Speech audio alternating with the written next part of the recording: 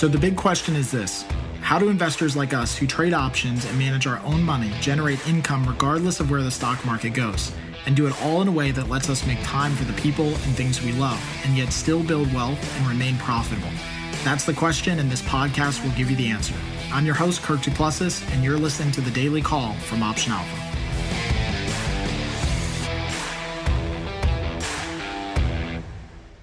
Hey everyone, this is Kirk here again from Option Alpha, and welcome back to The Daily Call. Today we're going to be answering the question, what does BP effect in stocks mean? Or more specifically, what does buying power effect in stocks mean? So when you're actually trading, it's actually pretty simple to understand, but when you're trading, whether it's stocks or underlying options, whether you're buying options, selling options, doing simple strategies or complex strategies, all that BP or buying power effect means is that is the amount of money that comes out of your account or gets set aside in your account to cover that position.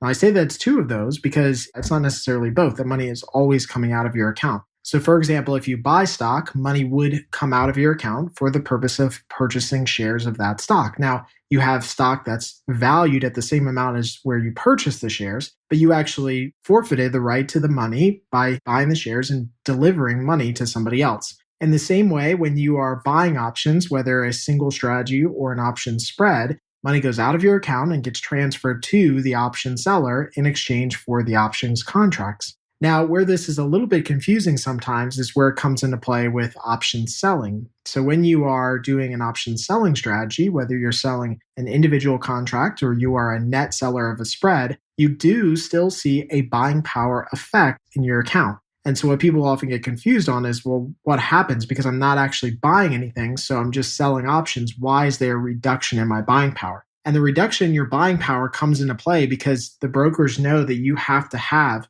a certain amount of money in your account to cover the potential risk in the position. So for example, I'm just looking at EWZ right now because we're actually trading EWZ right now. But if I was to sell a simple $1 wide spread in EWZ, and I took in a credit of $27, my buying power effect that would come out of that account would be about $73 per position, or per spread that I'm selling. So if I did 10 contracts, I'd be at $730 in buying power effect. Now, again, that's not money that's actually being transferred out of my account in this case. I'm not delivering that to anybody because I am the option seller. I'm selling the spread. But what happens is that the brokers basically set aside this money and say, look, you can't trade with this chunk of money, this little subgrouping of money, because it's used to cover this EWZ position if it were to go bad.